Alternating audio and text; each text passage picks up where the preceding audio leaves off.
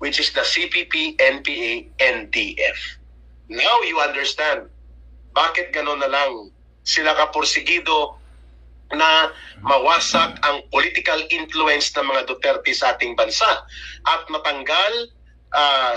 through impeachment si Sara Duterte with full disqualification na hindi na siya makakapagtakbo pa o balik sa anumang posisyon kapag siya ay na-remove by impeachment conviction sa Senado sapagkat takot na takot po itong mga grupong itong mga urban operatives ng CPP, NPA, NDF at ang buong organisasyon ng Communist Terrorist Group, pati po mga hilaw na komunista nila Risa Hontiveros at mga survivors ng dilawang politika na itinakwil ng taong bayan, galit na galit din po na baka manumbalik muli at lumakas ang